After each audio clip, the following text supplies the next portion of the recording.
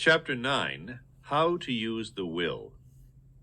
To set about getting rich in a scientific way, you do not try to apply your willpower to anything outside of yourself. You have no right to do so anyway. It is wrong to apply your will to other men and women in order to get them to do what you wish done. It is as flagrantly wrong to coerce people by mental power as it is to coerce them by physical power. If compelling people by physical force to do things for you reduces them to slavery, compelling them by mental means accomplishes exactly the same thing. The only difference is in methods. If taking things from people by physical force is robbery, then taking things by mental force is robbery also. There is no difference in principle. You have no right to use your willpower upon another person even for his own good, for you do not know what is for his good. The science of getting rich does not require you to apply power or force to any other person in any way whatsoever. There is not the slightest necessity for doing so. Indeed, any attempt to use your will upon others will only tend to defeat your purpose. You do not need to apply your will to things in order to compel them to come to you. That would simply be trying to coerce God and would be foolish and useless as well as irreverent. You do not have to compel God to give you good things any more than you have to use your willpower to make the sun rise. You do not have to use your willpower to conquer an unfriendly deity or to make stubborn and rebellious forces do your bidding. Substance is friendly to you and is more anxious to give you what you want than you are to get it. To get rich, you need only to use your willpower upon yourself. When you know what to think and do, then you must use your will to compel yourself to think and do the right things. That is the legitimate use of the will in getting what you want. To use it in holding yourself to the right course. Use your will to keep yourself thinking and acting in a certain way. Do not try to project your will or your thoughts or your mind out into space to act on things or people. Keep your mind at home. It can accomplish more there than elsewhere. Use your mind to form a mental image of what you want and to hold that vision with faith and purpose, and use your will to keep your mind working in the right way. The more steady and continuous your faith and purpose, the more rapidly you will get rich, because you will make only positive impressions upon substance, and you will not neutralize or offset them by negative impressions. The picture of your desires, held with faith and purpose, is taken up by the formless and permeates it to great distances throughout the universe, for all I know. As this impression spreads, all things are set moving toward its realization. Every living thing, every inanimate thing, and the things yet uncreated are stirred toward bringing into being that which you want. All force begins to be exerted in that direction. All things begin to move toward you. The minds of people everywhere are influenced toward doing the things necessary to the fulfilling of your desires, and they work for you unconsciously.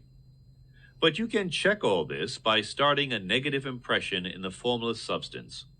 Doubt or unbelief is as certain to start a movement away from you as faith and purpose are to start one toward you. It is by not understanding this that most people who try to make use of mental science in getting rich make their failure.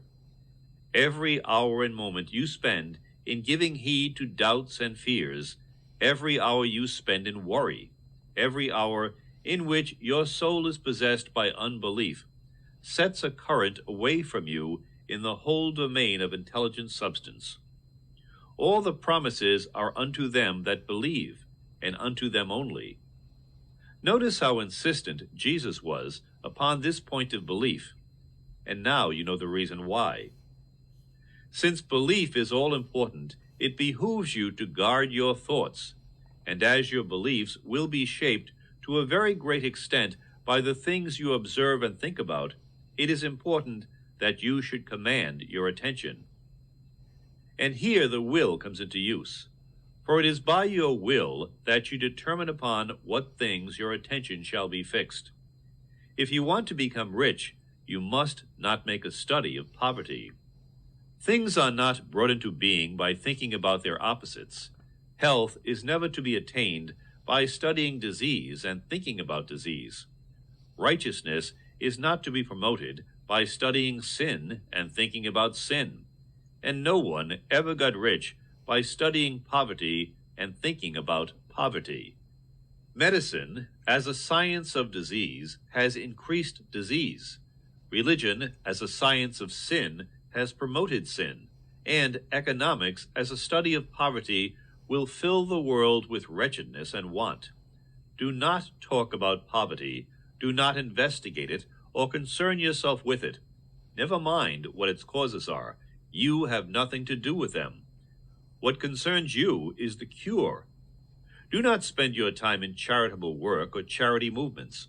All charity only tends to perpetuate the wretchedness it aims to eradicate. I do not say that you should be hard-hearted or unkind and refuse to hear the cry of need, but you must not try to eradicate poverty in any of the conventional ways. Put poverty behind you, and put all that pertains to it behind you, and make good. Get rich. That is the best way you can help the poor. And you cannot hold the mental image which is to make you rich if you fill your mind with pictures of poverty. Do not read books or papers which give circumstantial accounts of the wretchedness of the tenement dwellers, of the horrors of child labor, and so on. Do not read anything which fills your mind with gloomy images of want and suffering. You cannot help the poor in the least by knowing about these things, and the widespread knowledge of them does not tend at all to do away with poverty. What tends to do away with poverty is not the getting of pictures of poverty into your mind, but getting pictures of wealth into the minds of the poor.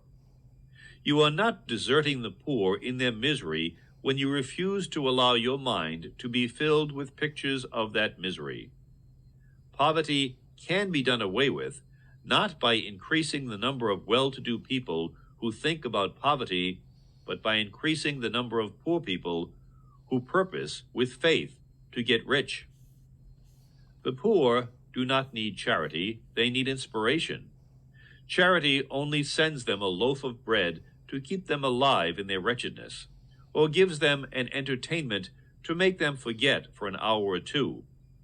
But inspiration will cause them to rise out of their misery. If you want to help the poor, demonstrate to them that they can become rich. Prove it by getting rich yourself. The only way in which poverty will ever be banished from this world is by getting a large and constantly increasing number of people to practice the teachings of this book. People must be taught to become rich by creation, not by competition. Every man who becomes rich by competition throws down behind him the ladder by which he rises and keeps others down. But every man who gets rich by creation opens a way for thousands to follow him and inspires them to do so. You are not showing hardness of heart or an unfeeling disposition when you refuse to pity poverty, see poverty, read about poverty, or think or talk about it, or to listen to those who do talk about it. Use your willpower to keep your mind off the subject of poverty and to keep it fixed with faith and purpose on the vision of what you want.